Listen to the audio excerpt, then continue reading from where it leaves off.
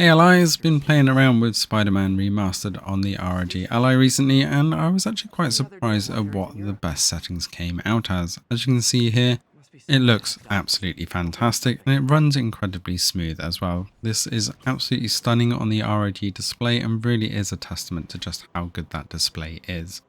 So let's dive into the settings and starting off at 720p, as I will go through the 15 watt and 25 watt battery modes. I'm going to restrict this to 60 Hz.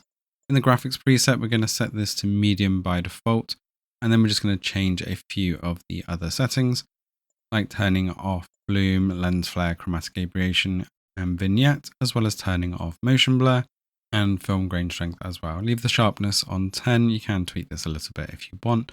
But most important of all, we do not have any upscaling enabled. FSR 2.1 even was actually quite blurry and really ruined the effects.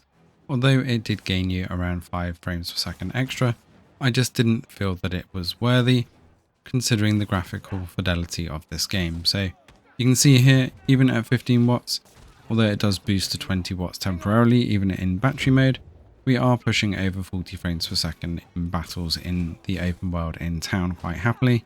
And when we're swinging around, we're getting anywhere between 50 and 30 frames per second. So we do get some big dips on those loading spikes, but at 720 at 15 watts with around 21 watt battery drain, you are going to get a good hour-and-a-half gameplay, and it does still look pretty good on the display.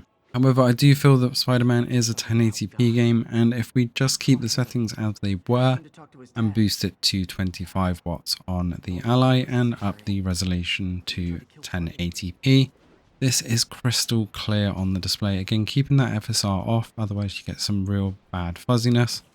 And we're still pushing over 40 frames per second, even diving around through the main buildings, with minor dips here and there into the mid 30s.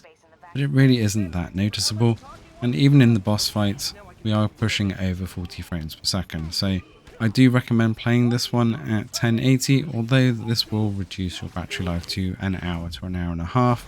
It is well worth it. If you are going to be playing on power, then that extra 5 watts will get you over the 40 and 50 FPS mark most of the time. So these are definitely my recommended settings.